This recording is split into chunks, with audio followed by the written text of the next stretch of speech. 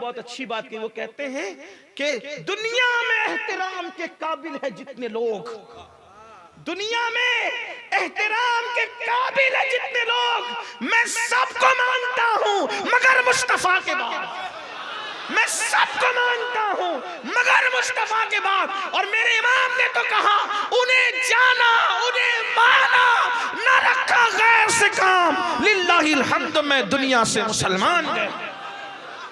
पीरों के नाम पे भी नारे लगना चाहिए, फकीरों के नाम पे भी नारे लगना चाहिए, लेकिन जब हुजूर का जिक्र आए तो हर आशिक रसूल खिल खिल जाना चाहिए और सबसे ज्यादा हुजूर की सीरत बयान होनी चाहिए। बहुत माजरत के साथ आज लोग मुर्तद ना होते अगर हमने हुजूर की जिंदगी पेश कर दी होती। हुजूर की जिंदगी कितनी पेश हुई है, खुद इसका अंदाजा करना घर जाके। तो पहली चीज आका फरमाते, अपने नबी की मोहब्बत पिलाओ अपने बच्चों को, नबी की मोहब्बत सिखाओ। नंबर 2, अहले बैत की मोहब्बत। अहले बैत की, नबी की मोहब्बत सिखाओगे तो ईमान आएगा, अहले बैत की मोहब्बत सिखाओगे तो ईमान बचेगा।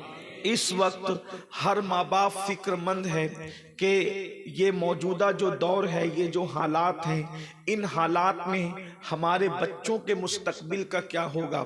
हर माँ बाप की एक ही फिक्र है, हमारे बच्चों के कल का, उनके फ्यूचर का क्या होगा, उनके मुस्तकबिल का क्या होगा। इसलिए कि अगर मजहबी मामलात देखने में आ रहे हैं तो हमारे बच्चों का हाल ये है कि वो मजहब से दूर है। लोग मजहब बेदारी की बात करते हैं, माज़अल्लाह लोग मजहब से बेजार नजर आ रहे हैं, मजहब के हवाले से लोग अलग अलग बातें करते नजर आते हैं। तो मजहबी मामले के अंदर हमारी कौम के नौजवान दिन ब दिन मजहब से कोसों दूर नजर आते हैं। मिसाल के तौर पर शराब और नशे ने एक तरफ उनको मजहब से दूर कर दिया है, कहीं पर बदकारी ने उनको मजहब से दूर कर दिया है, कहीं पर बदनिगाही ने उनको मजहब से दूर कर दिया है, कहीं पर बदअकीदगी ने उनको मजहब से दूर कर दिया है। हालात ये हैं कि जीते जी बच्चे माँ बाप का ख्याल नहीं करते तो मरने के बाद ये मगफिरत की दुआ कब करेंगे। अल्लाह अकबर। जो कौम पंज वक्ता नमाज का तसव्वुर तो दूर की बात है, जुमा की 2 रकअत पढ़कर जो मस्जिद से ऐसे भागते हैं जैसे स्कूल की छुट्टी होने पर स्कूल के बच्चे भागते हैं, जिस कौम का हाल ये हो, वो कौम सजदों से जमीन को कैसे आबाद करेगी। ये हाल मजहबी मामलात में है। कोई सूद का धंधा कर रहा है, कोई जुए के धंधे के अंदर मसरूफ है, गर्ज के दीन और मजहब के हवाले से कोई फिक्र नहीं। जहां तक मईशत और माश का मामला है, गुर्बत दिन ब दिन मुसलमानों के गले पड़ती जा रही है। हर दिन मुसलमान गरीब हो रहा है, हर दिन मुसलमान मुफलिस हो रहा है। याद रखना, अल्लाह के रसूल सल्लल्लाहु अलैहि वसल्लम ने इरशाद फरमाया, गुर्बत कभी कभी इंसान को कुफ्र तक पहुंचाती है। दुनिया का मंसूबा है, पहले मुसलमानों को गरीब करो और उसके बाद फिर रोटी देकर उनका ईमान छीनो। मेरे प्यारे आका अलैहिस्सलातु व तस्लीम के प्यारे दीवानों, ये जो पूरी दुनिया के अंदर कहीं जंगे मुसल्लत की जा रही है, फसादात किए जा रहे हैं, जो मामलात किए जा रहे हैं, आप देख ले, एक मुनज़्ज़म साजिश है। कौम मुस्लिम को गरीब कर दिया जाए, कौम मुस्लिम को मुफलिस कर दिया जाए, इसलिए कि सबका ईमान बिलाल हबशी की तरह तो नहीं हो सकता। अल्लाह अकबर। के गुर्बत की चक्की में पिसने के बाद भी अल्लाह अल्लाह खून तो बहा सकते हैं मगर ईमान का सौदा नहीं कर सकते। इसीलिए तो आप देखें, सबसे ज्यादा ये बात कहने की नहीं, लेकिन अगर जलसों में न कहें तो फिर कहां गए आप, हमें मिलते कहां हैं। अल्लाह अकबर। सबसे ज्यादा लॉजों में अगर किसी की बच्चियां बिक रही है तो वो कलेमा पढ़ने वालों की बच्चियां बिक रही है। अल्लाह अकबर। पूरी दुनिया का सर्वे कर ले आप वजह। और इसी तरीके से इर्तिदाद की जो लहर है, इर्तिदाद उसको कहते हैं कि मजहब हक को छोड़ करके किसी गलत तरफ चले जाने को इर्तिदाद कहते हैं। बच्चियां अगर इर्तिदाद की तरफ जा रही है, सबसे बड़ी वजह गुर्बत है, सबसे बड़ी वजह मुफलिसी है। सिग्नलों पर बेटियां अगर बुर्का पहन करके भीख मांग रही है तो गुर्बत उसकी सबसे बड़ी वजह है। अल्लाह अकबर। आने वाले दिनों का मुकाबला मुकाबला कैसे करेंगे पता नहीं, आप और हम रहेंगे या न रहेंगे, लेकिन हमारी कौम तो रहेगी, हमारी नस्ल तो रहेगी, हमारे बच्चे तो रहेंगे। अल्लाह अकबर। हालात ये हैं कि चप्पल और जूते सिलने वालों से ज्यादा इल्मी मेयार कौम मुस्लिम का गिर चुका है। बैतुल खला साफ करने वालों से ज्यादा इल्मी मेयार कौम मुस्लिम का गिर चुका है। ये रोना है जो सब रोते हैं। इलाज क्या है? आखिर हम अपने बच्चों को क्या दें, क्या सिखाएं कि हमारे बच्चे दूसरी कौमों के शाना बशाना खड़े रहें? इसलिए कि बीमारी का डिंडोरा बहुत पीट चुके हैं, बीमारी का रोना बहुत रो चुके हैं। इलाज की तरफ आए तो आज मैं अब आपके सामने इलाज पेश करता हूं। मैं कौन होता हूं इलाज पेश करने वाला? तबीब रूहानी मुस्तफा करीम रऊफुर रहीम सल्लल्लाहु अलैहि वसल्लम ने इलाज पेश किया है। बहुत लंबा चौड़ा नहीं है, सिर्फ 3 बातों की तरफ हुजूर ने इशारा फरमाया है। वो 3 बातें पढ़कर मैं अपनी गुफ्तगू को मुकम्मल करूंगा। गुफ्तगू तवील भी होती है तो लोग भूल जाते हैं, इसलिए आपको गुफ्तगू याद रहे। मैं इख्तिसार से काम लेते हुए रुखसत हो जाऊंगा, लेकिन आप सबकी तवज्जो चाहता हूं। फिर कहता हूं, कोई खिताबत करने नहीं आया, सिर्फ और सिर्फ दिल का दर्द आपके दिलों के दरवाजे पर उंडेलने के लिए आए हैं। शायद के तेरे दिल में उतर जाए मेरी बात। इतना बड़ा मजमा है बंगाल की सरजमीन पर, अगर इतने ही लोगों में इंकलाब पैदा हो जाए तो पूरे बंगाल के अंदर इंकलाब पैदा होगा। इसलिए कि इंकलाब के लिए बहुतों की जरूरत नहीं होती। बद्र में 313 इंकलाबी थे, अल्लाह अकबर। करबला में 72 इंकलाबी थे, मगर अंदाजा तो फरमाए चंद लोगों के बदलने से जमाने ने कैसा इंकलाब देखा। इसलिए मेरी गुजारिश है तवज्जो के साथ सुनना। और अगर आप इंजॉय के लिए आए हैं, दिल बहलाने के लिए आए हैं, तो फिर आपकी अपनी मर्जी है। लेकिन अगर वाकई आप दर्द दिल सुनने के लिए आए हैं तो आइए, अपने बच्चों को हमें 3 बातें सिखानी होगी। और मैं नहीं कह रहा हूं, अल्लाह के रसूल सादिक व मसदूक मुस्तफा करीम रऊफुर रहीम सल्लल्लाहु अलैहि वसल्लम ने इरशाद फरमाया, अपनी औलाद को 3 बातें सिखाओ। और 3 बातें सिखाने का हुक्म दिया। नंबर 1, अल्लाह के रसूल सल्लल्लाहु अलैहि वसल्लम फरमाते हैं, अपने बच्चों को अपने नबी की मोहब्बत पहले नंबर पर सिखाओ। अपने बच्चों को अपने नबी की मोहब्बत पहले नंबर पर सिखाओ। अल्लाह अकबर। देखो, 3 बातों में पहली बात रसूलुल्लाह की मोहब्बत, हुजूर अलैहिस्सलाम का इश्क अपने बच्चों को सिखाओ। अल्लाह अकबर। माए और बहनें भी यहाँ पर मौजूद है, मैं उनसे भी गुजारिश करता हूँ, अगर चाहते हो कि तुम्हारे बच्चे आगे चल करके भीख ना मांगे, तुम्हारे बच्चे रुस्वा ना हो, तुम्हारे बच्चे जलील ना हो, तुम्हारे बच्चे कौमों की आंखों में आंखें डाल करके मुकाबला कर सके, तुम्हारे बच्चे एक नाकाबिले तस्कीर कुव्वत बनकर लोगों के सामने उभरे, तो अपने बच्चों को इश्क मुस्तफा का जाम पिलाओ, मोहब्बत रसूल का जाम पिलाओ। आप सोचेंगे ये इश्क आखिर कौन सी चीज है, मोहब्बत रसूल क्या चीज है? अल्लाह के रसूल फरमा रहे हैं, अगर जीना है इज्जत के साथ तो पहले नंबर पर इश्क रसूल चाहिए, मोहब्बत रसूल चाहिए। खुदा की इज्जत की कसम, इश्क मुस्तफा में इतनी ताकत है कि वजीर तो वजीर है, अमीर तो अमीर है, बादशाह तो बादशाह है। जिसके सीने में इश्क मुस्तफा होता है, फरिश्ते भी कब्र में उसकी ताजीम करते नजर आते हैं। तकबीर, नारे रिसालत, मसलक आला हज़रत।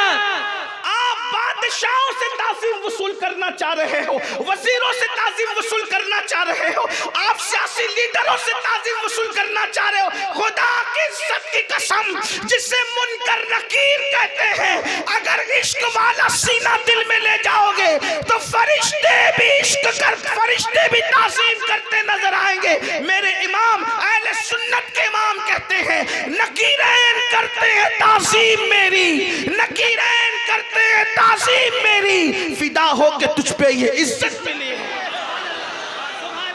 जब इश्क मुस्तफा, जब इश्क मुस्तफा, मेरी गुजारिश है कोशिश करें ज्यादा नारे न लगाएं, तो मैं नारे का मुखालिफ नहीं, टाइम बचा देता कि शब्बीर भाई को ज्यादा वक्त मिल जाए, थोड़ा सा टाइम बचा जाए, इसलिए कि मुझे इसका ख्याल रहता है कि मुझसे पहले जो आए हैं वो भी मेरी ही तरह मेहमान है, और मेरे बाद जो आने वाले हैं वो भी मेरी ही तरह मेहमान है, किसी की हक तलफी ना हो, इसलिए मेरी गुजारिश है टाइम बचाएं, सिर्फ सुन लेंगे आप, कहीं बहुत ज्यादा जरूरत हो तो अलग बात है, वरना मुझे बेसोज नारों से कोई शौक नहीं है, इसलिए कि बेसोज नारे जो रस्मी है वो कभी कुछ नहीं कर सकते, तो इसलिए मुझे बेसोज नारे नहीं बल्कि अमली नारों की जरूरत है, सोच के साथ नारों की जरूरत है। और जिस कौम के अंदर फज्र में उठने का शौक नहीं है, मुझे उस कौम के नारों से कोई दिलचस्पी नहीं, इसलिए कि जो रात को नारे लगाएं कि गुलामी रसूल में मौत भी कबूल है, और उसी जलसे की सुबह फज्र में सोते पड़े रहें, तो मैं समझता हूं कि जबान कुछ कह रही है, अमल कुछ कह रहा है, अगर मुनाफिकत इसको नहीं कहते तो फिर किसको? मैं आपको कोई गाली देने नहीं आया, लेकिन मेरी गुजारिश है कि अपने अमाल देखो और अपनी जबान देखो। बड़ी बातें करने में सुन्नी बहुत आगे है, बड़ी माजरत के साथ, कुछ लोगों को तकलीफ होती है कि हम लोग थोड़ा सा ज्यादा बोल जाते हैं, लेकिन जब कौम के जिस्म पे नासूर हो जाए तो फिर नश्तर के सिवा करे क्या? आपको गुलकंद तो नहीं दे सकती ना, फिर नश्तर ही लगाना होगा, और जो नश्तर लगाता है वो दुश्मन नहीं होता। तो बात सुन ले तवज्जो के साथ, आपकी मोहब्बतों की कद्र करते लेकिन थोड़ा टाइम बचाएं। अल्लाह अकबर, इश्क कितना ताकतवर है, जो फरिश्तों से इज्जत करवा दे उसे इश्क रसूल कहते हैं, तो दुनिया क्यों इज्जत नहीं करेगी? अब यहां एक बात अर्ज करना चाहता हूं, जब इश्क फरिश्तों से इज्जत करवा लेता है, तो अगर आज दुनिया हमारी इज्जत नहीं कर रही है तो इसका मतलब कहीं ना कहीं हम इश्क रसूल में कमजोर वाक़ई हुए। इश्क की बात तो हो रही है, इश्क की वारदात कहां है? बातें बहुत है, वारदात कल्बी क्या है, कल्ब की कैफियत क्या है? अल्लाह अकबर, अगर आपको कहूं इश्क अगर हो जाए तो फिर जानवर भी इज्जत करते हैं, इश्क अगर हो जाए तो जानवर भी इज्जत करते, कोई कहानी किस्से की बात नहीं, हकीकतें हैं। इश्क नाकाबिले तस्खीर कुव्वत का नाम है।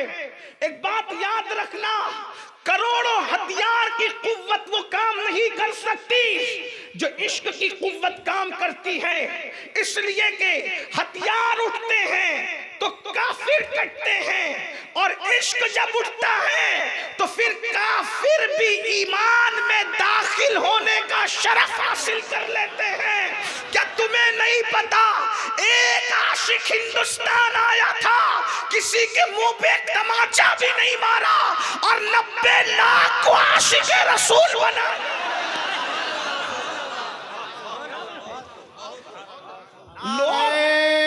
तकबीर, नारे रिसालत, फैजाने गरीब नवाज।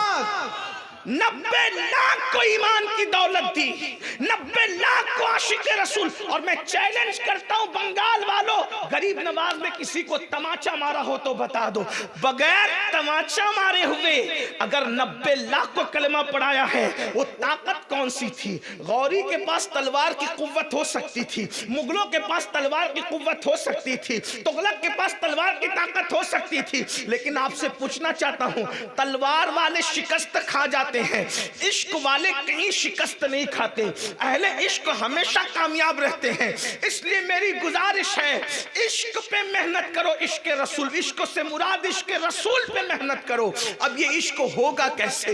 इश्क पैदा करने का तरीका क्या है? नंबर 1, कसरत के साथ खुद भी दुरूद शरीफ पढ़ो, अपने बच्चों को भी दुरूद शरीफ का पाबंद बनाओ। इसी तरह नाते रसूल कसरत से सुनो, अपने बच्चों को भी नाते सुनाओ। आजकल नाते नातें बड़ी टारगेट पर हैं, लोग नातों की मुखालिफत करते हैं। ये क्या लगा रखा है सुन्नियों ने, ये गाने पे पढ़ते हैं और ये करते हैं और वो करते हैं। हम कहते हैं जालिमों, तुमने कुफरिया गाने के अशार की मुखालिफत नहीं की, तुम्हें रसूलुल्लाह की नाते दिखती है और तुम्हें बिदअत का फतवा सूझता है।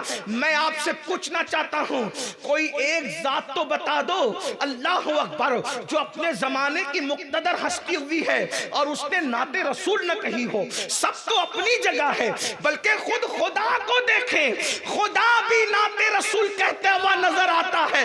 जब खालिक नात कहता है तो मखलूक के लिए कौन सी बिदअत है? हुजूर सरकार नज़मी ने कहा था, आगाज से आखिर तक कुरान नाते मुस्तफा, महबूब के बयान का कैसा अनोखा ढंग है। अल्लाह अकबर। याद रखना, नात बहुत कीमती सरमाया है। नात कहने वाला जब नात पढ़ता है, अगर बस अल्लाह उसके रसूल की रजा के लिए नात पढ़ी जाए तो महफिल में रसूलुल्लाह का दीदार नसीब होता है। अल्लाह अकबर। और नात हुजूर अलैहिस्सलाम अल्लाह अकबर बराए रास्त आशिकों से सुनते हैं।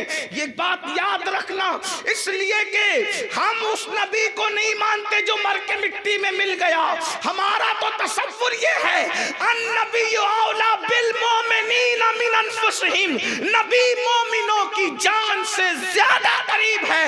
लोग आने जाने की बात करते हैं, हमने कहा ना जाना अपनी जगह है, हमारा नबी तो हमारी जान से ज्यादा करीब है। हमारा नबी तो, मेरे इमाम कहते, तू जिंदा है वल्लाह, तू जिंदा है वल्लाह, मेरे चश्मे आलम से छुप जाने वाले। खुद भी नाते पढ़ो, बच्चों को नाते सुनाओ, गानों से दूर हो जाओ। इश्क मुस्तफ़ा पैदा करने का सबब दुरूद शरीफ की कसरत, नातों की कसरत। और तीसरी चीज, हुजूर अलैहिस्सलाम की सीरत तैयबा के वाक़यात खुद भी पढ़ो, बच्चों को भी पढ़ाओ। अगर नहीं पढ़े लिखे हो तो जो उलमा सीरत के वाक़यात अहले सुन्नत के बयान करते हैं, हुजूर के मोजज़ात बयान करते हैं, उनसे सुनो, दिल में इश्क पैदा होगा। अल्लाह की इज्जत की कसम सुनियो, जितनी खूबसूरत जिंदगी अपने नबी की है, इतनी खूबसूरत जिंदगी किसी की नहीं है। अल्लाह अल्लाह, बेऐब जिंदगी, साफ और शफाफ जिंदगी, इंतहाई मुतक़द्दस वाली जिंदगी, इंतहाई मुक़द्दस जिंदगी। क्या तुमने कभी देखा भी है कि जो गाली सुन करके दुश्मन को दुआ देता है? क्या तुमने कभी सुना भी है, अल्लाह अकबर, कि जो इतना बुलंद हो कि खुदा उसकी रजा चाहे, वो एक बुढ़िया का बोझ उठाकर उसके घर तक पहुंचाता है? आइए, अगर आपको नहीं पता है ये वाकयात, तो मैं वाकयात नहीं बयान करूंगा, सिर्फ इशारे दे करके आगे बढ़ूंगा ताकि बच्चों को सुना सको। और ये तो इस एक महफिल में तो सारे वाकयात बयान भी नहीं हो सकते, बल्कि एक बात कहूं, ये नबी ये पाक का मौजज़ा है। जिंदगियां खत्म हो जाएगी, हुजूर की सीरत कभी खत्म नहीं हो सकती, हुजूर की जिंदगी कभी बयान नहीं हो सकती मुकम्मल तौर पे। लेकिन चंद इशारे दे करके आगे बढ़ता हूं। देखो हमारे नबी कैसे थे, फिर आप खुद सोचना रसूलुल्लाह कैसे थे। कहा जाता है हुजूर की शान, अल्लाह अकबर, अपने बच्चों को बताओ, अपने बच्चों को, बेटियों को, बेटों को, और सीरत रसूल अपने घर के अंदर राइज करो। कहते हैं एक मर्तबा, अपने अल्फाज के जामे में अर्ज कर रहा हूं, एक मर्तबा मक्के की सरजमीन है, मक्के की सरजमीन पर शाम का वक्त है, सूरज अभी अभी अपना चेहरा अल्लाह अकबर आसमान के घूंघट में छुपाने वाला है। ऐसे आलम में अफरा तफरी का माहौल है, जल्दी जल्दी सब लोग अपने अपने घरों को लौटना चाहते हैं। ऐसे में बाजार की रौनक कम होने वाली है। आजकल तो रात के 10-10, 11-11 बजे तक बाजार चलते हैं। बिजली का दौर है, बर्क का दौर है, तरक्की का दौर है, टेक्नोलॉजी का दौर है। उस जमाने में चिराग थे, और चिराग भी सबके घरों में नहीं जलते थे। उस जमाने में चिराग भी सिर्फ मालदारों के घर में जलते थे, बाजार में तो चिराग का तसव्वुर नहीं था। इधर आसमान का सूरज गुरूब होगा, उधर बाजार की रौनक खत्म हो जाएगी, इसलिए जल्दी जल्दी लोग अपने सामान को समेट रहे थे। मगर उस बाजार के अंदर, मक्कतुल मुकर्रमा के बाजार में, एक बुढ़िया थी जो कभी दाएं देखती, कभी बाएं देखती, कभी आगे देखती, कभी पीछे देखती। ऐसे वो देख रही थी जैसे किसी का इंतजार कर रही हो, जैसे वो किसी की मुंतजिर हो। ऐसे आलम में एक जवान मनमोहनी सूरत वाला, कालियां जुल्फों वाला, चमकते चेहरे वाला, ऐसी चमक उसके चेहरे में कि अल्लाह अकबर, जिससे तारीक दिल जगमगाने लगे। उस चमक वाली रंगत पे लाखों सलाम। नरगिसी आंखों का अल्लाह अकबर जोबन ये है, उठ गई जिस तरफ दम में दम आ गया, उस निगाहे इनायत में लाखों सलाम।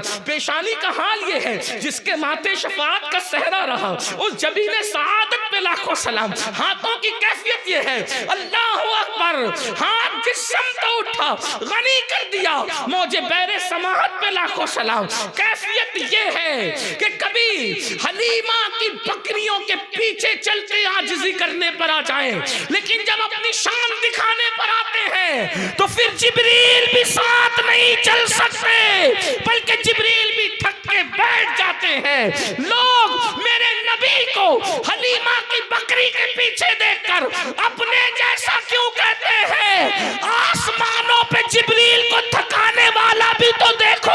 अल्लाह अकबर, जिसके साथ जिब्रील चलते थक जाए उसकी रफ्तार का आलम क्या होगा। मेरे इमाम कहते हैं थके थे रूहुल अमी के बाजू, कहाँ वो दामन कहाँ वो पहलू, रिकाब छूटी उम्मीद टूटी, निगाहे हसरत के वलवले। मेराज बयान हो रही थी अभी 2-4 दिन पहले, लोग मेराज बयान, आप गौर करें जिब्रील कौन है? जो पलक के झपकते सिदरा से जमीन पे आते हैं। रफ्तार ये है, जिब्रील अगर पर खोल करके फिर पर बंद करते हैं, हजारों साल का फासला तय करते हैं, उसको जिब्रील कहते हैं। लेकिन वो जिब्रील थकते किसके साथ है? थकते किसके साथ है? मैंने नारा लगाने से रोका है, सुभान अल्लाह कहने से नहीं रोका, इतना डर करके गुफ्तगू। हाँ भाई, हुजूर का जिक्र आए तो फिर अल्लाह भी सुभान अल्लाह कहता है। लोगों को मैं लोगों को कहता हूँ जब अल्लाह के रसूल का जिक्र आता है तो अल्लाह भी सुभान अल्लाह कहता है। लोग कहते हैं वो कैसे कहते हैं? मेरे कहा सुभान अल्लादी, अल्लाह खुद कहता है ना, पहले जिक्र मुस्तफा आ रहा है तो पहले खुद ही कह रहा है सुभान अल्लादी, खुद कह रहा है अल्लाह पाक है, तो आप भी कहिए ना। लेकिन मैं थोड़ी सी बात आपको बताऊं, अगरचे बंगाल में ये शेर की तशरीह थोड़ी मुश्किल है, इसलिए कि यहाँ के लोग बंगला जबान बंगला ही बोलते हैं। हाँ, लखनऊ और दिल्ली वालों को इसकी समझ नहीं आ सकती, तो बंगला वालों को इसकी समझ कम आएगी। लेकिन मैं कोई इसमें डरूंगा नहीं, क्यों? इसलिए कि जबान समझ में आए ना आए, इश्क के जज्बात सबके यकसा होते हैं। जबान वालों को समझाना मुश्किल है, इश्क वालों को समझाना मुश्किल नहीं है। और फिर अगर खानका बुखारिया के सैयद के कदमों में बैठे हो तो और ज्यादा आसान हो जाती है बात। गौर फरमाएं, वो जिब्रील जो पर फैलाकर सिर्फ समेट ले तो हजारों साल का फासला तय कर लेते हैं, उस जिब्रील को थकाना कोई मामूली काम? और थकन भी कौन सी थकन? मैं कोई बहुत मुफक्किर और इल्म वाला आदमी नहीं हूँ। नकीब साहब ने बड़ी नवाजिशात की, दुआ करता हूँ कि अल्लाह इनके जुमलों को मेरे लिए दुआ बना के कबूल करे। लेकिन शायद ये मुझे जानते नहीं है, इसलिए इन्होंने इतनी बड़ी बातें कह दी। अल्लाह इनके हुस्न ज़न की लाज रखे, और ये जो दुआ इन्होंने मेरे लिए की, अल्लाह वही दुआ इनके हक में कबूल करे। अल्लाह हमारे उलमा के हुस्न ज़न की लाज रखे। लेकिन इमाम अहले सुन्नत जो 108 उलूम व फ़नून के माहिर थे, उन्होंने जिब्रील अलैहिस्सलाम की थकन बयान की। मेराज में जो थकन जिब्रील है उसको बयान किया। देखो, थकन 3 किस्म की होती है। तवज्जो है आपकी? आप थक जाना तो खामोश हो जाना, मैं समझ जाऊंगा कि मैंने बैठ जाना है। वैसे तो मैं बैठ ही गया हूं, लेकिन मैंने हट जाना है। ठीक है, तवज्जो है आपकी? थकन कितनी किस्म की होती है? जब कोई किसी के साथ चलता है, जब कोई किसी के साथ चलता है तो चलते चलते वो थक जाता है, वो थक जाता है, तो थकने से वो चलना कम कर देता है। लेकिन थक कर अभी वो हिम्मत और उसका शौक कहता है कि चलो चलते हैं। तो थकने के बाद भी वो जो चलने वाला तेज रफ्तार सवार है वो उसका दामन पकड़ लेता है। ये दूसरी किस्म की थकन है। पहले थक जाना, फिर दामन पकड़कर उसके सहारे चलना। और नंबर 3, फिर इतनी थकन हो जाती है कि दामन छूट जाता है और चलने वाला बैठ जाता है। अब ना पैर साथ देते हैं ना दामन साथ देता है, तो वो हैरत से जाने वाले को सिर्फ देखता रहता है। ये तीसरे नंबर की थकन है।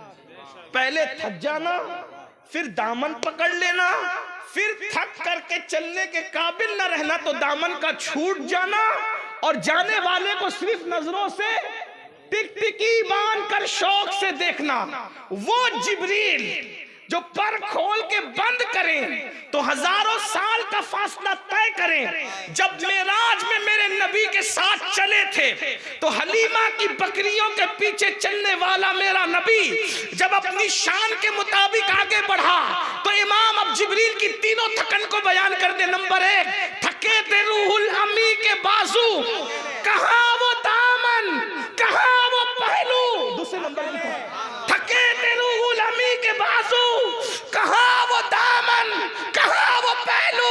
रिकाब छूटी, उम्मीद टूटी, निगाहे हसरत के वलवले। सुभान अल्लाह, वाह क्या बात है। जिब्रील की थकन पहले नंबर की नहीं थी, बल्कि जिब्रील की थकन तीसरे नंबर की थी। ऐसा थक चुके थे कि जा नहीं सकते थे, बस निगाहे हसरत से देख रहे थे। और हुजूर वहां गए फिर जहां जिब्रील का गुमान भी नहीं जा सकता। गुंजे जो चटके थे वहां औहा तना के बाग में बुलबुले सिदरा तक उसकी बू से भी महरम नहीं। अल्लाह अकबर, ये अपने नबी की शान है। लेकिन आजिज़ी देखो, अल्लाह अल्लाह, वो बुढ़िया किसी का इंतजार कर रही है। इंतजार करते हुए दाएं बाएं आगे पीछे देखती है। एक जवान मनमोहनी सूरत वाला आता है, आकर के खड़ा होता है, कहता है माई किसका इंतजार है, माई किसका इंतजार है।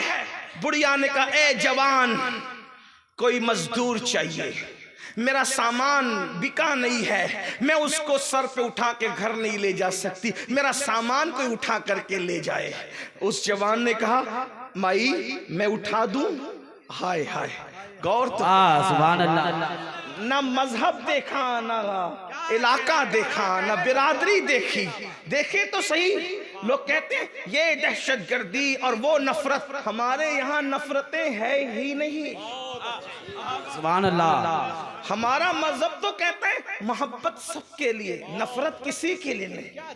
हम नफरत कहां से लाए? इसलिए कि नफरत क्या नफरत है।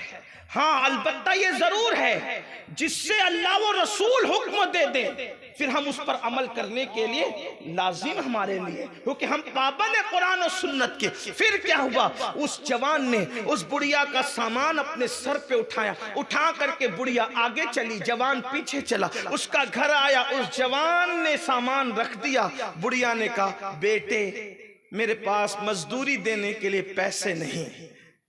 जवान ने कहा माई अगर तू मजदूरी देने के लिए पैसे नहीं रखती तो मैं कोई मजदूर भी नहीं, मैं कोई मजदूर नहीं हूँ, मैंने तो इंसानियत के नाते तेरी मदद की है, मैंने कोई मजदूरी नहीं की है। उस बुढ़िया को प्यार आ गया। उस जवान ने कहा अच्छा मैं चलूं?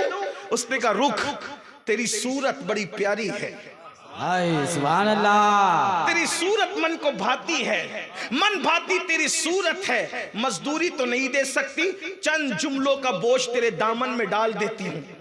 इसलिए कि पैसों से ज्यादा कीमती कभी कभी नसीहतें होती है। ए जवान इधर आ, गौर से सुन। मक्के में हंगामा है, मक्के में तूफान है, भाई भाई में इख्तिलाफ है, चचा भतीजे में इख्तिलाफ है, मामू भांजे में इख्तिलाफ है, माँ बाप औलाद में इख्तिलाफ है। का क्यों?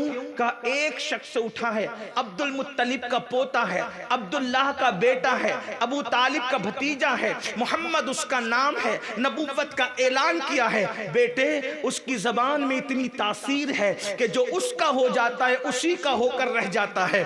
तू उसके कभी करीब मत जाना, अगर तू उसके करीब जाएगा तो तुझ जैसा अच्छा जवान भी उसी का होकर के रह जाएगा। आपने पूछा माई क्या उस जवान को तूने देखा? मैंने अभी तक देखा नहीं, उसकी बात सुनी नहीं सुनी, लेकिन बस इतना सुन रखा है। देखो प्रोपेगेंडा कितना खतरनाक होता है। याद रखना प्रोपेगेंडे को अपने किरदार से डैमेज करना जरूरी होता है, प्रोपेगेंडे को अपने किरदार से खत्म करना जरूरी होता है। और दुनिया जब प्रोपेगेंडा करती है तो फायदा हमको होता है। क्यों? ताकि हम अपने आप को बताएं कि हम कौन है। अगर दुनिया प्रोपेगेंडा कर रही तो करने दीजिए, अपने अखलाक से बताइए, किरदार से बताइए, सीरत मुस्तफा से बताइए हम कौन है। अल्लाह अकबर। आका ने क्या पूछा कि तू उसको सुन चुकी है? उसको देखने मैंने नहीं देखा। तो कहता है मगर तेरी सूरत प्यारी थी, मैंने चंद नसीहत के जुमले तेरे दामन में डाल दिए। बड़ी सादगी से मेरे मासूम ने कहा, बल्कि सैयदुल मासूमीन ने कहा कि माई तसव्वुर करो जिस मोहम्मद की मुखालफत तुम कर रही हो, अगर वो मोहम्मद मैं ही हूं तो तुम्हारा रिएक्शन क्या होगी, तुम्हारा क्या अंदाज होगा? उस बुढ़िया ने कहा अगर वो मोहम्मद तू ही है तो सारा मक्का झूठ बोल रहा है, तू सच्चा है, मैं कलमा पढ़ के मुसलमान। वाह सुभान अल्लाह, सुभान अल्लाह। बेशक ये अपना नबी। अल्लाह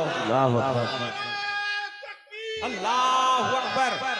सब लोग जवाब दें, या रसूल अल्लाह, या रसूल अल्लाह, जिंदाबाद। अंदाजा फरमाएं, अंदाजा फरमाएं, क्या ये हमारे अंदर बड़ी एक बात, आशिक रसूल कहलाने वालों, किसी यहूदी बुढ़िया का बोझ तुम क्या उठाओगे? तुम तो अपनी माँ का बोझ उठाने के लिए तैयार, तुम तो अपने बाप का बोझ उठाने के लिए तैयार नहीं। बाप बीमार पड़ता है उसको डांट कर कहते हो कितने पैसे तेरे पीछे खर्च करूं, क्या तेरे ही पीछे सब कुछ खर्च कर दूं? मुझे बताओ किस इश्क की हम बात करते हैं, किस मोहब्बत की बात करते हैं? सीरत मुस्तफ़ा अपने बच्चों को पढ़ाना होगा, अपने बच्चों को पिलाना होगा। आइए सीरत के मजीद अब्वाब अब मैं आपके सामने क्या पेश कर सकूंगा, इसलिए मैं आपसे इतनी गुजारिश करता हूँ, हुजूर की जिंदगी बताओ। हुजूर बहुत खूबसूरत है, उनकी सीरत बड़ी खूबसूरत है। अल्लाह अकबर। देखो मैं आपको कहता हूँ, लोग कहते हैं ना कि वो तो दूध दोते थे, चले मैंने कहा अगर दूध दोने वाली सीरत ही तुम बयान करते हो, मैं भी बयान कर दूं। लोग क्या कहते हैं सीरतुन नबी के जलसे में, क्या कहते हैं वो तो दूध दोते थे बकरी का, हमारी तरह थे। मैंने कहा चले दूध दोना तुझे याद है तो मैं भी तुझे बता दूं दूध कैसे दोते थे। मौलवी जी हम किसी से नफरत की बात नहीं करते, लेकिन हिंदुस्तान के हालात ऐसे होने के बाद भी तुम ऐसी बकवास करते हो। कोई अपने नबी को भी छोटा बना के पेश करता है, कोई अपने कायद को भी छोटा बना के पेश करता। कलमा पढ़ते हो या क्या करते हो? कलमा पढ़ाने का भी एहसान गया जिसका कलमा पढ़ते हो। अरे जिससे बुखारी पढ़ी है उसको बहरुल उलूम कहते हो, और जिसका कलमा पढ़ते हो उसके बारे में कहते हो उन्हें तो आयशा का हारी नहीं पता था। मौलवी को बहरुल उलूम कह रहे हो और नबी के इल्म का इनकार कर रहे हो। सोचो तो सही तुमने किस मसलक की बुनियाद रखी। फिर हमारी कौम हमसे कहती मौलाना उनके बारे में कुछ न कहे। मैंने कहा बिल्कुल नहीं कहेंगे, उनकी जूतियां सर पर रखेंगे, उन्हें समझा दे, वो हमारे नबी के बारे में बोलना छोड़ दे, हम उनकी जूतियां सर पर रखने को तैयार हैं। हमें क्या किसी से नफरत, हमें किसी से क्या, लेकिन बात याद रखें अगर बकरी का दूध दोने पर ही नबी की सीरत को मौकूफ कर दिया तो आइए मैं भी आपको बकरी का दूध दोना बयान कर दूं। लो यही तो बात है ना, इश्क जब आता है तो ये चीज नजर आती है, और इश्क ना हो तो फिर बात नजर नहीं आती। देखो दूध, अगर आप लोग देहात से भी आए होंगे, गांव से भी, मैं भी देहाती आदमी, अगर आप बकरी का गाय का दूध दो ना तो वही बकरी का दूध दोया जा सकता है जो बकरी बच्चा दे चुकी हो। बांझ बकरी में दूध नहीं होता।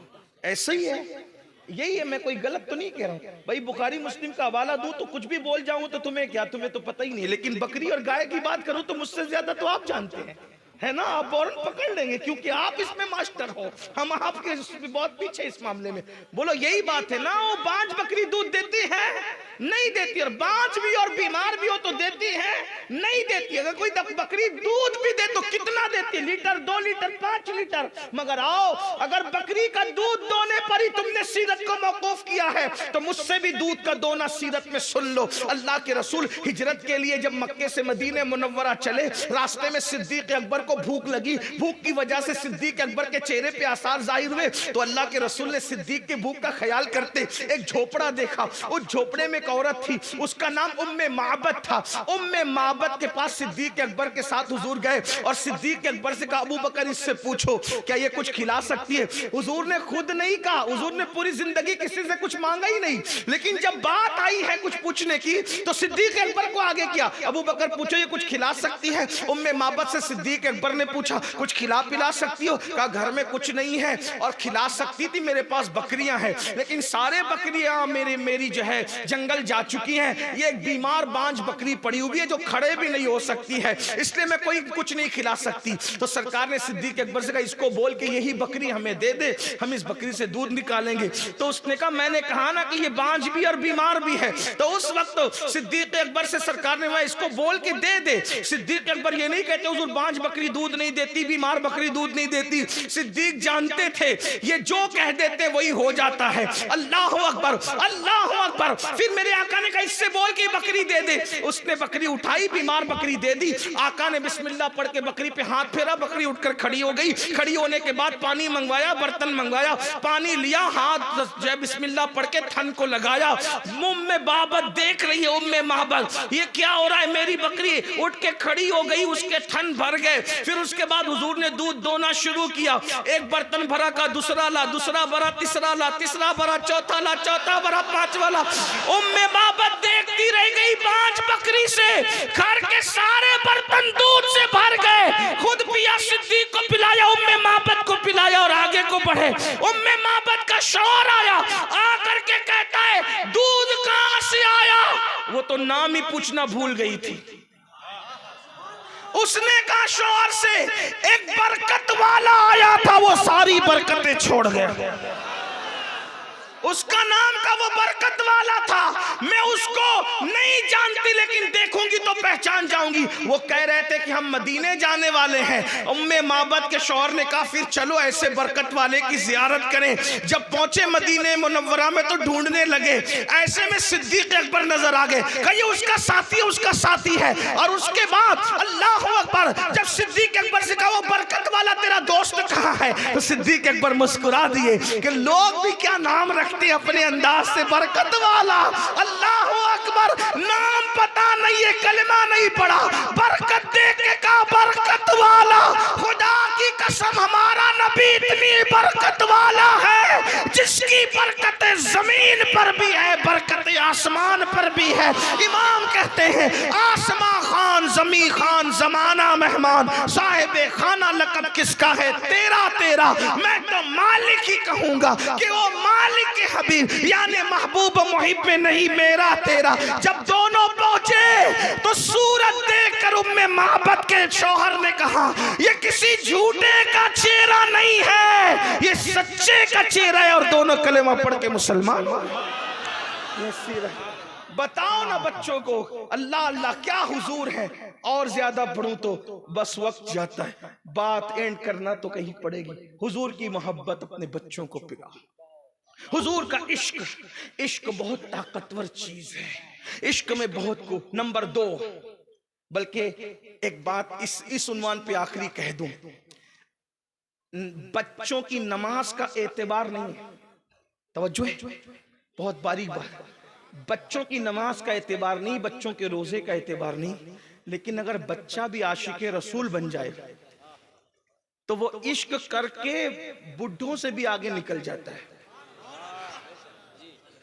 बच्चे की नमाज बड़ों की नमाज की अहमियत नहीं पा सकती, बच्चों के रोजे बड़ों के रोजे की अहमियत नहीं पा सकते। लेकिन बच्चा अगर इश्क कर ले तो बुढ़े पीछे हो जाते हैं और वो आगे निकल। इश्क वो चीज है जो बूढ़ों से भी आगे निकाल दे। पढ़ देता हूं हदीस पाक। कहते हैं कि हुजूर अकरम सल्लल्लाहु अलैहि वसल्लम मदीने तैयबा में रहते थे। मदीने शरीफ में मखलूत मिक्स आबादी थी, मिक्स आबादी थी। यहूद भी रहते थे, ईसाई भी रहते थे, मुशरिकीन भी रहते थे, सहाबा भी, मोमिनीन भी रहते थे। एक यहूदी का छोटा सा बच्चा था।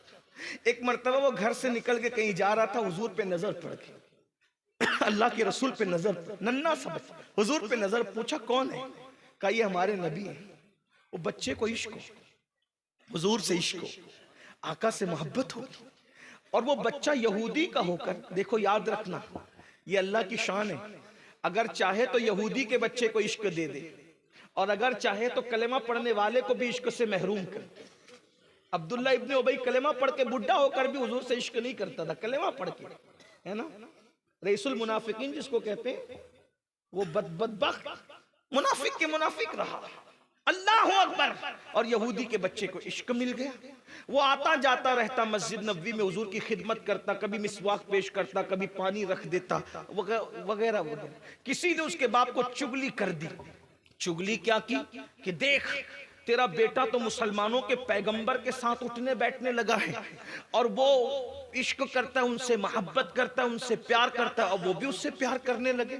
तो यहूदी ने अपने बच्चे से कहा, अब तुम घर के बाहर नहीं जाना, तुम घर के बाहर नहीं जा सकते। रोक दिया और कहा कि तुम नहीं जा सकते घर के बाहर। वो रुक गया। तो हुजूर अलैहिस्सलाम को जब चंद दिन तक उसने नहीं देखा तो उसके दिल के इश्क की आग ऐसी भड़की कि हुजूर को न देखने की बुनियाद पर वो रोता रहता और रोते रोते वो बीमार हो गया। यहूदी का छोटा सा बच्चा, 6-8 साल का बच्चा, चंद दिन तक आका को नहीं देखा, रोते रोते बीमार पड़ गया। आपसे पूछता हूं सुन्नियों, तुम तो और हम तो पैदाइशी मुसलमान हैं, कभी हुजूर के लिए भी हमें रोना आता है? हुजूर के इश्क में भी हमें रोना आता है? बड़ी माजरत के साथ हीरो हीरोइन के जुदाई के मनाजिर फिल्मों में देख के रोते हो, गजल सुन के रोते हो, सीरियल देख कर रोते हो, कभी आका के इश्क में भी रोना आया है? अल्लाह अकबर। सोचो इश्क की बात किससे करते हैं, दिल किससे लगाया है, यही तो रोना है। मेरी कौम जिस दिन आशिक रसूल बनेगी उस दिन एक इनकलाब का दिन होगा, उस दिन एक तब्दीली का दिन होगा। बहरहाल तो वो रोते रोते बीमार पड़ गया। बाप मालदार था, बहुत इलाज कराया, बहुत इलाज कराया, एक से एक तबीब बुलाए, हकीम बुलाए, सब बुलाए, लेकिन दवा ने असर नहीं किया। हमारे दादा मुर्शिद कहते हैं, मरज़ इश्क का बीमार भी क्या होता है, जितनी करता है दवा दर्द सिवा होता है। और हजरत उस्ताद ज़मन ने कहा था, वो कहते हैं, मेरे दिल को दर्द उल्फत वो सुकून दे इलाही, मेरी बेकरारियों को न कभी करार आए। अल्लाह अकबर। वो बीमार बढ़ती गई। एक दिन वो बच्चा बिस्तर पे पड़ा था, मरने के करीब था। बाप बैठे बैठे उसको देख करके रो रहा था। बाप को रोता देखा, दिल नर्म देखा, तो नन्हे से बच्चे ने फायदा उठाकर कहा, बाबा बहुत दिन तक के अब मैं हयात नहीं रहूंगा बाबा मैं मर जाऊंगा बाबा, लेकिन एक चीज आपको जाते जाते कह के जाना चाहता हूँ। बाप ने कहा, काश तू बड़ा होता, मैं तेरी शादी करता, तुझे दूल्हा बनाता, लेकिन हाय रे किस्मत, तू बच्चा को मरते हुए मैं देख रहा हूँ, अपने बच्चे को मरते हुए देख रहा हूँ। बच्चे ने कहा, बाबा एक बात कहते हुए जाता हूँ, मुझे कोई बीमारी नहीं है बाबा, मुझे कोई तकलीफ नहीं है बाबा, लेकिन मेरी बीमारी मैं तुम्हें बता दूं, ये हकीम तबीब समझ नहीं सकते मेरी बीमारी को। बाबा जो मेरी बीमारी है वो इश्क की बीमारी है, मैं मरीज इश्क हूँ बाबा, मुझे इश्क का मर्ज हो गया बाबा, लेकिन आपने मुझे रोक दिया। मेरा महबूब है, अगर आप दवा करने की बजाय महबूब की जियारत करा देते तो मैं अच्छा हो जाता, लेकिन बाबा इतनी देर हो चुकी, अब अगर महबूब की जियारत भी करूं तो मैं अच्छा नहीं हो सकता। अलबत्ता इतना है कि मरते मरते मेरी तमन्ना है कि एक झलक मैं अपने आका को देख लूं, अपने महबूब को देख लूं, अपने यार को देख लूं। तो बाप ने कहा, बेटा कौन है तेरा यार, कौन है तेरा महबूब? कहा, बाबा आप उसको बुला कर लाएंगे ना, आप उसको मेरी इत्तला करेंगे ना? बाप ने कहा, बेटा आज तू दुनिया से जा रहा है, पूरी दौलत लुटानी पड़े तो लुटा दूं, इज्जत दांव पे लगाने पड़े तो दांव पे लगा दूं, लेकिन मेरे बेटे आज तेरे लिए सब कुछ करूंगा, बता क्या करना है? वो कहा, वो जो मुसलमानों के पैगंबर है ना, मोहम्मद अरबी रूही फिदा सल्लल्लाहु अलैहि वसल्लम, उन्हीं से मुझे इश्क हो गया है बाबा, उनको इत्तला करे, वो आ जाएंगे, एक झलक उनकी देख लूंगा, फिर मैं दुनिया से चला जाऊंगा। जानते हो मुसलमानों, एक नन्हा सा बच्चा इश्क कर बैठा, उसे इश्क हो गया, अल्लाह अकबर। और उसका बाप परवाह किए बगैर मस्जिद नबवी पहुंचा। पहुंचने के बाद आका से मुलाकात हुई, कहा, मेरा बेटा आपका आशिक है और मैंने उसको रोक दिया था, अब वो मरने के करीब है, आखिरी में एक झलक आपको देखना चाहता है, क्या आप आएंगे? उसी वक्त हुजूर उठकर खड़े हुए, सहाबा से कहा, चलो चल के उससे मुलाकात करते हैं। उस यहूदी के घर अल्लाह के रसूल तशरीफ लाते हैं। देखो, अगर हदीस का इशारतुन नस देखें तो इससे क्या ये इशारा नहीं मिलता, आशिक जब दुनिया से जाने लगता है तो अगर वो चाहें तो फिर सरहाने तशरीफ लाकर बैठ जाते हैं। आशिक का मुकद्दर कितना खूबसूरत है कि वो जाता है तो हुजूर आते हैं। हाय हाय, सरे बाली उन्हें रहमत की अदा लाई है, हाल बिगड़ा है तो बीमार की बन आई है, कैसे करीम आका है, अल्लाह अकबर। आए और आकर उसके सरहाने बैठ गए, उसकी पेशानी पे हाथ रखा और हाथ रख के पूछा, कैसे हो? वो फूट फूट के रोने लगा, रो रहा था और कहा, आका अब मैं जिंदा नहीं रहूंगा, मैं मर जाऊंगा। तो आका ने इतना सुना तो फरमाया, कलेमा पढ़। कलेमा पढ़ा। उसने अपने बाप को देखा, आंखों ही आंखों में देखा, पूछा क्या करूं, क्योंकि बाप का खौफ भी था। बाप ने आंखों से कहा, क्योंकि वो इश्क देख चुका था, कहा कि जो कहते हैं कर ले। उसने कलेमा पढ़ा। उसने जैसे ही कलेमा पढ़ा, आका उठ के खड़े हुए, बाहर निकले। जैसे ही बाहर निकले, किसी ने आकर इत्तला दी, या रसूल अल्लाह, उस नन्हे से आशिक का इंतकाल हो गया। हुजूर, उसका इंतकाल हो गया। उसको ना नमाज का मौका मिला, ना रोजे का मौका मिला, ना हज का, कुछ नहीं। इधर कलेमा पड़ा हुजूर को देखते हुए सल्लल्लाहु अलैहि वसल्लम, और उधर उसका इंतकाल हो गया। आका ने फरमाया जाओ उसके बाप से पूछो क्या करना है। अब जरा तवज्जो करें, आशिक को मकाम क्या मिलता है, आशिक को मर्तबा क्या मिलता है। सबसे इश्क किया है, उनसे इश्क करके देखो। सबसे दिल लगाया, उनसे दिल लगा के देखो। सबसे वफा किए, उनसे वफा करके देखो। सबके लिए रो के देखा है, उनके लिए रो के देखो। सबके लिए मेहनतें करके देखिए, उनके लिए भी मेहनत करके देखो। सबके तसव्वुरात में गुम रहे, कभी उनके तसव्वुरात में भी गुम होके देखो। कभी उनके बन कर तो देखो, एक बार कोशिश तो करो, काविश तो करो। अल्लाह अकबर। हुआ क्या? जब कहा कि हुजूर उसका इंतकाल हो गया, फरमाया जाओ उसके बाप से पूछो क्या करना है। उसके बाप ने कहा, यहूदी मजहब रखते हैं हम लोग, ये लाश उठाओ ले जाओ, तुमको जो करना अपने हिसाब से करो। सहाबी लाश उठा करके लाए। या रसूल अल्लाह, उसके बाप ने लाश दे दी और कहा जो चाहो करो, हम क्या कर सकते हैं। आका ने फरमाया इसकी मैयत हम उठाएंगे, इसको गुस्ल हमारे यहाँ दिया जाएगा, कफन हम पहनाएंगे। मगर या रसूल अल्लाह, जनाजा किसी न किसी के घर से उठना है, ये जनाजा कहाँ ले जाएं, किसके घर से उठाएं? तो आका ने फरमाया किसके घर से? उसका जनाजा मेरे घर से उठेगा। इस नन्हे आशिक का जनाजा मेरे घर से उठेगा। मुकद्दर तो देखो, इश्क क्या बुलंदी अता करता है। खानकाह बुखारिया से अगर किसी की बारात निकलती है तो लोग कहते हैं कितना खुश नसीब है कि खानकाह से बारात निकली, जिसके दर का दरबान जिब्रील आज़म है। उस चौखट से उस नन्हे से आशिक का जनाजा उठ रहा है। आका ने फरमाया इसका जनाजा मेरे घर से उठेगा। और फिर उसके बाद सहाबा कहते हैं जब आका चले हैं जनाजे में तो पैर नहीं रखते थे, बल्कि उंगलियां रख कर चलते थे। सहाबा ने कहा या रसूल अल्लाह, आप पैर नहीं रखते, उंगलियां रख के चलते हैं। फरमाया है मेरे सहाबा, आज आसमान के इतने फरिश्ते इस आशिक के जनाजे में शरीक हुए हैं कि मदीने की जमीन तंग हो गई है, पैर रखना मुश्किल होता है। जो मैं देखता हूं वो तुम नहीं देख सकते, जो मैं सुनता हूं वो तुम नहीं सुन सकते। पैर रखा नहीं जाता तो मैं उंगलियां रख रहा हूं। जब जनाजा जन्नतुल बकी में पहुंचा, सहाबा ने पूछा हुजूर, कब्र में तो घर वाले उतरते हैं, इसकी कब्र में कौन उतरेगा? आका ने फरमाया इसकी कब्र में मैं खुद उतरूंगा।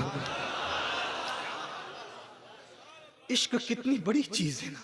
लोग कहते हैं हुजूर कब्र में आते हैं। मैंने कहा आशिकों की कब्र में तो कब्र में उतारने से पहले खुद उतर जाते हैं। इश्क क्या चीज है? कहां हो? क्रिकेटर से दिल लगा रखा है, जानी और शराबी हीरो से दिल लगा रखा है। तुम्हारे मोबाइल की स्क्रीन पे क्या है? तुम्हारे मोबाइल के अंदर क्या है? किसके अंदाज में डायलॉग बाजी करते हो, किसके अंदाज में चलते हो, आइडियल किसको बना रखा है? सोचो तो सही, गौर तो करो। हुजूर फरमाते इसकी कब्र में मैं खुद उतरूंगा। साहबा कहते हैं हुजूर कब्र में उतरे और जैसे उसको कब्र में रखा तो हमने देखा हुजूर पसीने पसीने हो गए। अल्लाह के रसूल पसीने पसीने हो गए और हुजूर का पसीना मुबारक उसके कफन पे गिरता था। क्या नसीब है, नसीब क्या है नन्हे से आशिक के। कोई नमाज की नेकी ले जाएगा, कोई रोजे की नेकी ले जाएगा, कोई ज़कात की नेकी ले जाएगा, कोई हज की नेकी ले जाएगा। ए नन्हे आशिक रसूल, तू रसूलुल्लाह का पसीना अपने कफन में लेकर के जा रहा है। दुल्हन को ये पसीना नसीब हो तो नस्लें महक जाती है, कफन में जो ले जाए तो फिर उसकी कब्र क्यों ना महके। और हुजूर जब पसीने पसीने हुए और जब बाहर निकले, साहबा ने पूछा हमारे माँ बाप आप पे कुर्बान आका, आप बहुत पसीने पसीने हो गए, कब्र में वजह क्या थी? आका फरमाते हैं इस नन्हे आशिक को लेने के लिए हूरें इतनी तादाद में इसकी कब्र के अंदर दौड़ रही थी कि उनको हटाते हटाते, हुजूम को हटाते हटाते मुझे पसीने आ गए। मिलाने के लिए नहीं कह रहा हूं, सिर्फ समझाने के लिए कह रहा हूं। इतना सा मजमा हो बहुत बड़ा है ये, लेकिन फिर भी उसके मुकाबले में इतना सा मजमा हो तो भीड़ को खतीब से, पीर साहब से, उलमा से हटाते हुए बड़े बड़े पहलवानों को पसीने आ जाते हैं। जब हुराने जन्नत दौड़ रही होगी उस आशिक के लिए, अल्लाह अकबर, अल्लाह अकबर, उस आशिक के लिए आका फरमाते हैं उनको हटाते हटाते मैं पसीने पसीने हो गया। और उसके बाद सहाबा ने आंसुओं की सौगात में उस नन्हे से आशिक की कब्र की मिट्टी बराबर की और लोगों को बताया कि बच्चा भी इश्क करे तो बड़े बड़े दानिश्वरों से आगे बढ़ जाता है। बस यही पैगाम देके रुखसत होता हूं। पहली चीज, हर बच्चे को आशिक बना दो, आशिक रसूल बना दो। खतना की महफिल हो, हुजूर की सीरत का जलसा। शादी की महफिल हो, हुजूर की सीरत का जलसा। मैयत का मौका, हुजूर की सीरतुन नबी इतना पढ़ो, इतना पढ़ो, इतना आम करो कि सीरत सीरत सीरत, बच्चे बच्चे को सीरतुन नबी, मोजेजात नबी, खसाइल से नबी, फजाइल नबी पता चल जाए। लेकिन एक बात बड़ी माजरत से कहूं, बुरा मत मानना, तुम नहीं करोगे क्योंकि तुम्हें अपने बाप दादाओं की तारीफ ज्यादा पसंद। हर आदमी आज अपने पीर को लेके बैठा है, हर आदमी आज अपने बाप दादाओं को लेके बैठा है। जलसा हो तो लोगों को रसूलुल्लाह की तारीफ उतनी पसंद नहीं आती जितनी पीर की करामतें लोगों में उसमें दिलचस्पी रखते हैं। आपका पीर सनाखों पे, मेरा पीर सनाखों पे, लेकिन सारे पीरों का पीर रसूलुल्लाह है। अगर लोग हुजूर से वाबस्ता रहेंगे तो पीरों के भी रहेंगे, अगर हुजूर से टूट गए तो ना किसी पीर के रहेंगे, ना किसी खानका के रहेंगे, ना किसी के मुरीद रहेंगे। इसलिए मेरी गुजारिश है, सब पीरों की जिंदगी बयान करो, मना नहीं कर रहा हूं। लोग क्लिपे काट कर मुझे बदनाम कर, देखो पीरों की मुखालफत कर दी। मैं मुखालफत नहीं कर रहा हूं, बयान करो, मगर सबसे ज्यादा हुजूर को बयान करो, सबसे ज्यादा हुजूर को बयान करो। याद रखना, आपसे माजरत के साथ हूं, मिलाद के जलसे में भी अब आपकी अगर सीरत बयान नहीं होगी तो हुजूर को मुंह क्या दिखाओ? मिलादुन नबी में भी सीरत बयान नहीं करते, हुजूर को क्या मुंह दिखाओगे? जिसके टुकड़े खा रहे हो, अगर उससे वफा ना करोगे तो किससे वफा करो? बहुत कम हमारे यहाँ सीरत बयान होती है, और होती भी है ना, बहुत माजरत। एक बात कहूं, चले छोड़े सारे जलसों को, मैं अपने जलसे की बात करूं। अगर हुजूर की शान में शेर पढ़ा जा रहा हो ना तो मजमे पे सन्नाटा होता है। शमीम फैजी जैसे शायर को कहना पड़ता है बोलो सुभान अल्लाह, शब्बीर बरकाती जैसे को कहना पड़ता है बोलो सुभान अल्लाह। लेकिन जब तुम्हारे पीर का नाम आता है ना तो तुम्हें सुभान अल्लाह कहने की जरूरत नहीं पड़ती। तुम इतना उछलते हो, दो दो हाथ, और पैसे भी लुटाते हो। और शायर पागल है, फिर वो हुजूर की जिंदगी पढ़ेगा? तल्ख हो तो माफ कर देना, हुजूर के नाम पे चुप रहते हो और पीर के नाम पे बोलते हो तो क्या है? किस इश्क़ रसूल की बात करते हो? सब पीर सराखों पे मैं मुखालिफ। अल्लाह, अल्लाह की इज्जत की कसम, किसी को टारगेट करके नहीं बोल रहा हूं, लेकिन एक बात कहता हूं, हमें तो हुक्म है कि सबसे ज्यादा हुजूर से मोहब्बत करो। हुजूर का नाम आता है तो तुम्हारी महफिल में सन्नाटा है, और अपने पीर का, उस्ताद का, बाप दादा का नाम आता है तो पैसे भी लुटाते हो, सुभान अल्लाह भी कहते हो, नारे भी लगाते हो। क्या मुंह दिखाओगे अल्लाह के रसूल को? बल्कि मैं तो कहता हूं, अगर वो पीर जिसका जिक्र हो वो सच्चा पीर है, वो भी कब्र में तड़पता होगा कि तू कर क्या रहा है, क्योंकि सारे पीर तो हुजूर से करीब करने आए थे, सारे मशाइख तो हुजूर से। क्या कर लिया तुमने, क्या कर लिया तुमने? इसलिए सबसे प्यार करो। मोहम्मद अली जौहर साहब ने बहुत अच्छी बात की, वो कहते हैं कि दुनिया में एहतराम के काबिल है जितने लोग, दुनिया में एहतराम के काबिल है जितने लोग, मैं सबको मानता हूं मगर मुस्तफा के बाद, मैं सबको मानता हूं मगर मुस्तफा के बाद। और मेरे इमाम ने तो कहा, उन्हें जाना, उन्हें माना, न रखा गैर से काम, लिल्लाहिल हम्द, मैं दुनिया से मुसलमान गए। पीरों के नाम पे भी नारे लगना चाहिए, फकीरों के नाम पे भी नारे लगना चाहिए, लेकिन जब हुजूर का जिक्र आए तो हर आशिक रसूल खिल खिल जाना चाहिए, और सबसे ज्यादा हुजूर की सीरत बयान होनी चाहिए। बहुत माजरत के साथ, आज लोग मुर्तद ना होते अगर हमने हुजूर की जिंदगी पेश कर दी होती। हुजूर की जिंदगी कितनी पेश हुई है, खुद इसका अंदाजा करना घर जाके। तो पहली चीज आका फरमाते, अपने नबी की मोहब्बत पिलाओ अपने बच्चों को, नबी की मोहब्बत सिखाओ। नंबर 2, अहले बैत की मोहब्बत। अहले बैत की, नबी की मोहब्बत सिखाओगे तो ईमान आएगा, अहले बैत की मोहब्बत सिखाओगे तो ईमान बचेगा। और वो अहलुल बैत जो दुनिया से चले गए, उनकी भी मोहब्बत, और जो जमीन पे मौजूद है उनके भी। इस मामले में आला हजरत ने बड़ा किरदार अदा किया। नबी और आले नबी की मोहब्बत जो पिलाई है, अल्लाह अकबर। लिखा है आपकी सीरत में, इमाम अहले सुन्नत आला हजरत ईद की नमाज के बाद अपने माँ बाप को भी पहले सलाम करके मुबारकबाद नहीं देते थे, बल्कि पहले सैयदों को तलाश करते थे कि पहले नबी की आल को मुबारकबाद दूंगा, उसके बाद अपने माँ बाप को मुबारकबाद। और आला हजरत के वालिद और जो उनके उस्ताद भी हैं, अल्लामा नकी अली खान रहमतुल्लाह अलैह अपनी किताब तफसीर अलम नशरा में लिखते हैं कि अल्लाह के रसूल ने फरमाया, ध्यान से सुनना इस हदीस को, अल्लाह के रसूल ने फरमाया कि जो मेरी औलाद को आता देखकर उनकी ताजीम के लिए उठकर खड़ा ना हो।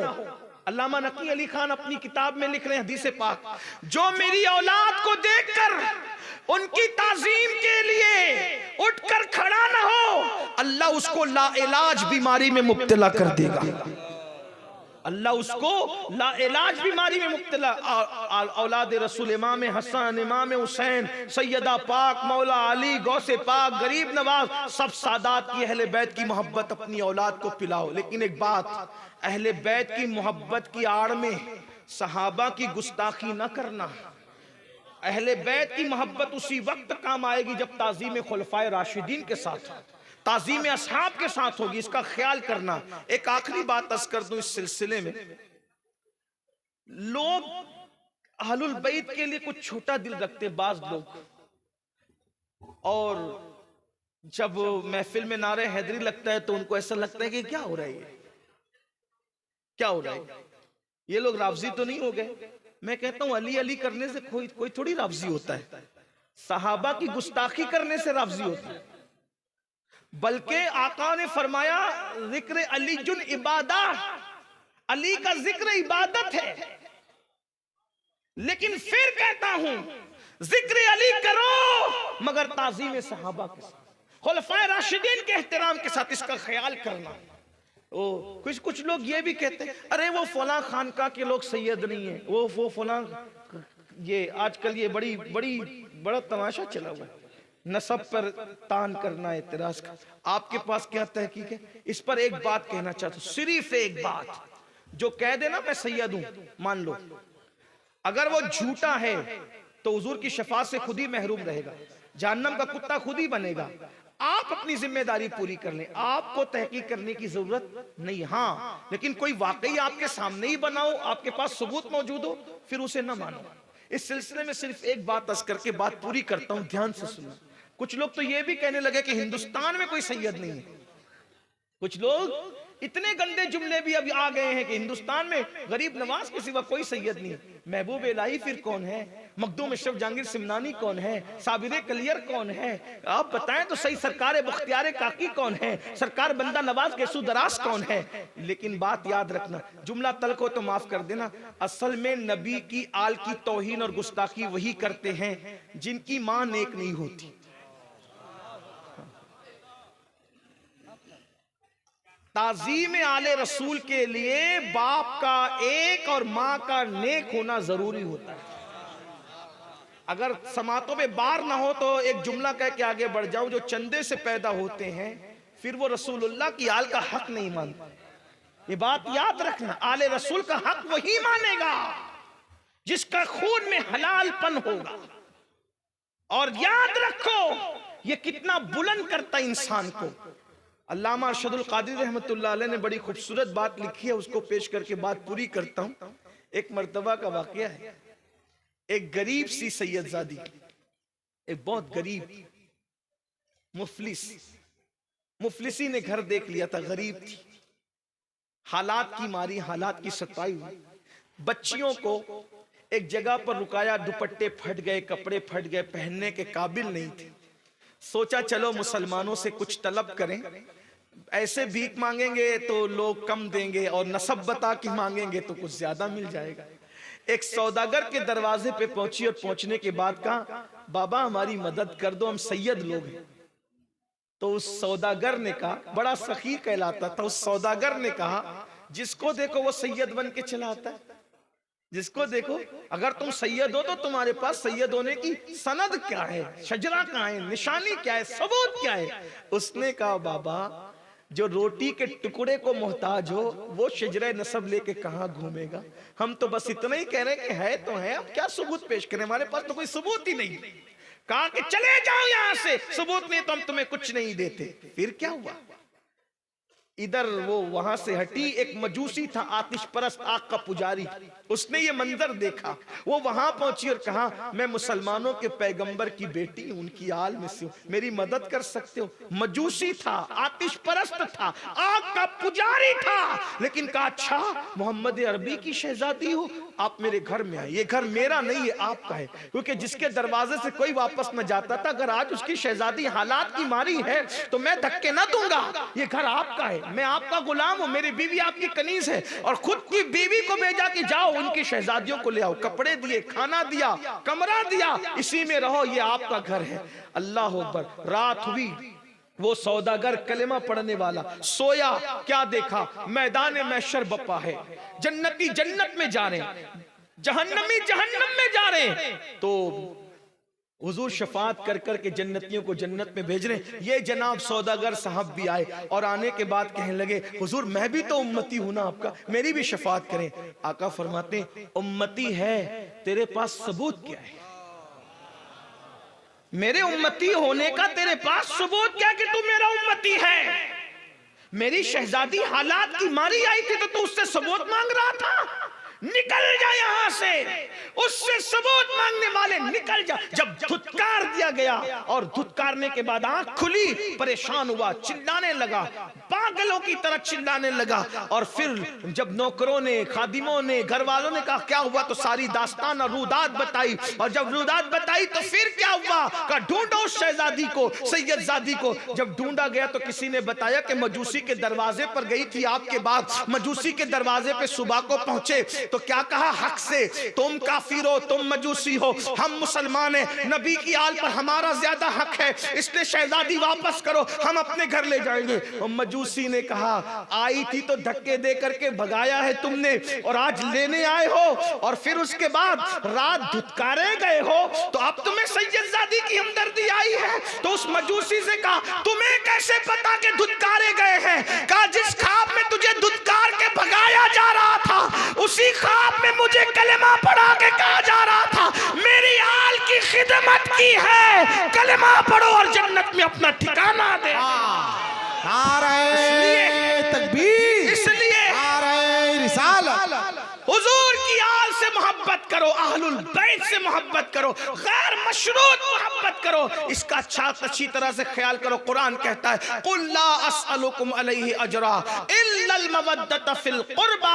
अल्लाह अकबर। कि अल्लाह फरमाता है महबूब आप फरमा दे कि मैं तुमसे कुछ अजर नहीं मांगता, बस इतना चाहता हूं कि तुम मेरी कराबतदारों से मोहब्बत करो। और एक बात ये भी याद रखना, आका इरशाद फरमाते हैं जो मेरी अहले बैत की मोहब्बत पे मरेगा वो ईमान पर दुनिया से जाएगा, उसका खात्मा बिल खैर होगा, वो शहादत की मौत मरेगा। अहलुल बैत से मोहब्बत करने वाला जन्नत में ऐसे ले जाया जाएगा जैसे दुल्हन को सजाकर दूल्हा के घर ले जाया जाता है।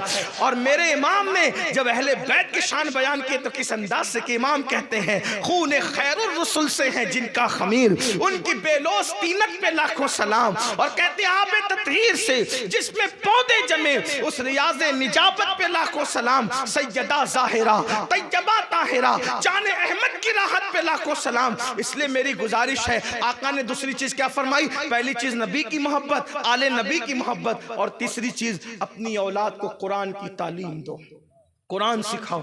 कोई बच्चा कुरान के बगैर न रहे, कुरान की तालीम दो। शायद पिछले साल मैं इस पे तफसीली गुफ्तगू कर चुका हूँ। अल्लाह पाक से दुआ है अल्लाह पाक सबसे पहले मुझे आप सबको अमल की तौफीक अता फरमाए। गुफ्तगू के दरमियान कोई गलती हो तो अल्लाह ताला माफ़ फरमाए। जाना नहीं है आपको, नात शरीफ सुनना है, नात शरीफ सुनना है और अदब से सुनना है। एक बात नात शरीफ के बारे में कह दूं, एक बात सुन ले, एक बात सुन, नात शरीफ की क्या बरकत है, नात शरीफ की सुन ले। मैं बात मेरा उन्वान पूरा हो गया, लेकिन सुनो नात शरीफ की क्या बरकत है। अल्लाह अकबर। एक बहुत बड़ा नाम है नात खानों की दुनिया में, अल्लामा शरफुद्दीन बोसीरी रहमतुल्लाह अलैह। क्या नाम है? शरफुद्दीन। मिल के बोलो क्या नाम है? शरफुद्दीन। एक उनका कसीदा है, उसका नाम है कसीदा बुर्दा। क्या नाम है उसका? कसीदा बुर्दा कहते हैं चादर को, चादर वाला कसीदा। क्यों नाम पड़ा पता है? ये शरफुद्दीन बोसीरी बड़े शायर थे। शायर साहब अगर मौजूद हो शोरा, उनकी तवज्जो चाहता हूं। बड़े शायर थे और बादशाहों की शान में कसीदे लिखते थे। एक दिन एक मजजूब वली से मुलाकात हुई, उतने बड़े आलिम शायर। तो मजजूब बाबा ने क्या कहा, शरफुद्दीन तू इतना बड़ा आलिम, इतना बड़ा शायर, क्या कभी तूने रसूलुल्लाह की जियारत की है? हुजूर को ख्वाब में देखा है? ओहो, बिजली गिर गई।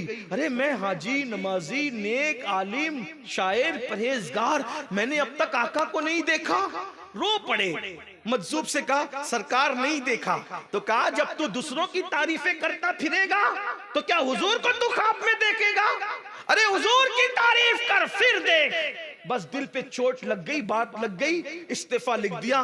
बादशाह सलामत, कल तक के आपकी मदद सराई करते थे, कसीदा खानी करते थे, अब हम नहीं कर सकते, माफी चाहते हैं। बादशाह ने वजीरों को भेजा, अमीरों को भेजा, कोई नजराने में गलती हो गई हो तो माफ करें, कुछ बात हो गई तो बात करें, कुछ कमी रह गई हो तो बात करें, जो कहोगे देंगे, लेकिन हमारा कसीदा पढ़ो, हमारा कसीदा पढ़ो। उन्होंने कहा कुछ नहीं। अब छोड़ दिया बादशाह, आमदनी खत्म, बादशाह छूटा, आमदनी खत्म। अब किसकी नात लिख रहे? हुजूर की।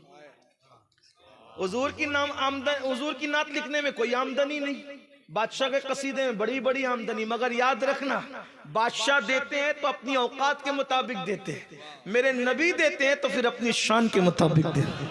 हाय हाय, इसलिए हुजूर की मिदत हुजूर के लिए कोई करके देखे, फिर देखे वो मुकद्दर का सिकंदर न बने। तो हुजूर की मिदत हुजूर के लिए करके देखे। मेरे इमाम से जब वो नानपारा के नवाब ने कहा था जरा हमारे लिए भी कुछ लिखे, तो मेरे इमाम ने कलम उठाया लिखने के लिए, मगर उसके लिए नहीं लिखा। क्या लिखा पता है? वो कमाल हुस्न हुजूर है कि गुमान नक्स जहां नहीं, यही फूल खार से दूर है, यही शम्मा है कि दुआ नहीं, मैं निसार तेरे कलाम पे मिल यूं तो किसको ज़बान नहीं, वो सुखन है जिसमें सुखन न हो, वो बयां है जिसका बयान नहीं, फसहा अरब के बड़े बड़े तेरे आगे यूं है दबे लचे, कोई जाने मुंह में ज़बान नहीं, नहीं बल्कि जिस्म में जान नहीं। या रसूल अल्लाह करूं तेरे नाम पे जा फिदा, न बस एक जा दो जहां फिदा, दो जहां से भी नहीं जी भरा, करूं क्या करोड़ों जहां नहीं। और फिर कहते करूं मधा अहले दुअल रजा, पड़े इस बला में मेरी बला, मैं गदा हूं अपने करीब का, मेरा दीन पारे ना नहीं, रोटी का टुकड़ा मेरा दीन नहीं है कि मैं नवाबों के लिए लिखता फिरूं। इसलिए हमारी जबान बड़ी कीमती है। नबी की नात नबी के लिए कह के देखो, फिर क्या करम होता है। शरफुद्दीन लिख रहे हैं, मगर याद रखना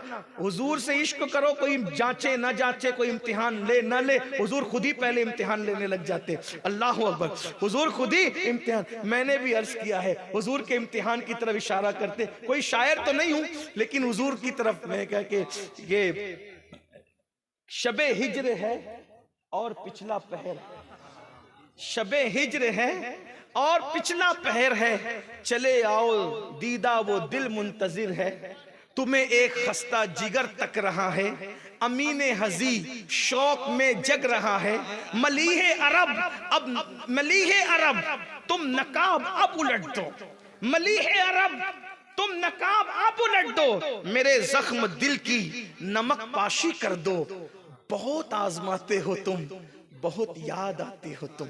ये मैंने अर्ज किया था, शायर नहीं हूं लेकिन कभी कभी कुछ लिख देता हूं। एक बात अर्ज की थी कि काश आंखों में मुझको रख लेते, काश आंखों में मुझको रख लेते, सुरमए चश्म बन गया होता, देखकर मुझको जीनतें करते, देखकर मुझको जीनतें करते, आईना उनका बन गया होता, देखकर मुझको जीनतें करते, आईना उनको बन गया होता। और एक शेर बहुत खूबसूरत मुझे लगता है, अच्छा भी लगता है, तो मैंने भी अर्ज किया है हुजूर अलैहि सलाम की शान में, काश मुझको लेके जाते, काश वो मुझको लेके जाते सहरा में, सही याद नहीं आ रहा है, काश मुझको रोज लेके जाते सहरा में, हलीमा दाई की बकरी ही बन गया होता। और मक्ते में अर्ज किया था कि अमीन खस्ता का उठता जनाजा तैबा में, अमीन खस्ता का उठता जनाजा तैबा में, मुराद अपनी बेचारा ये पा गया होता, मुराद अपनी बेचारा ये पा। इस तरह से कभी कभी कुछ बगैर तुक के बेजोड़ जुमले जोड़ करके नातें कभी कहने की कोशिश की जाती है, तो हम भी उस सफ में खड़े हैं कि काश करम हो जाए। तो शरफुद्दीन बोसीरी लिखते हैं, अल्लामा शरफुद्दीन लिखते हैं, आमदनी बंद हो गई, अचानक बीमार हो गए और बीमारी इतनी बड़ी कि फालेज हो गया, लकवा हो गया, लकवा। अब ना आमदनी है, ना खाना है, ना पीना है, परेशान है।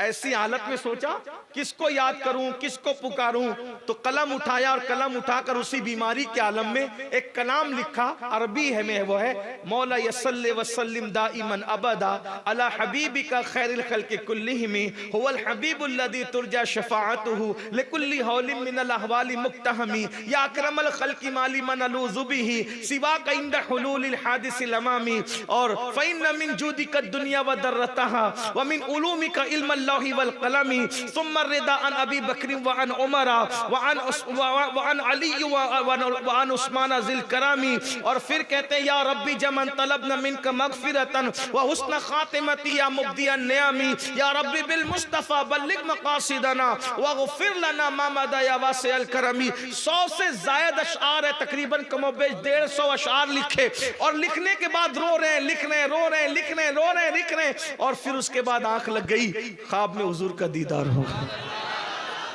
महफिल सजी हुई है, महफिल सजी हुई है, हुजूर तख्त पे बैठे, असहाब है, बड़े बड़े अल्लाह वाले हैं। हुजूर कहते हैं, शरफुद्दीन तुमने आज रात जो कसीदा लिखा वो मुझे पढ़ के सुनाओ। तो शरफुद्दीन बोसीरी जब उसको पढ़ के सुनाने लगे तो शरफुद्दीन बोसीरी कहते हैं, हुजूर वो नात सुनकर ऐसे झूम रहे थे, ऐसा लगता था जैसे फलदार टहनी हवाओं के झोंकों से झूलती है, इतना खुश हो रहे थे। और जब कसीदा सुन लिया तो जो चादर हुजूर ने पहन रखी थी ना, चादर, वो शरफुद्दीन बोसीरी के गले में डाल दिया और उनके बदन पे हाथ फेरा।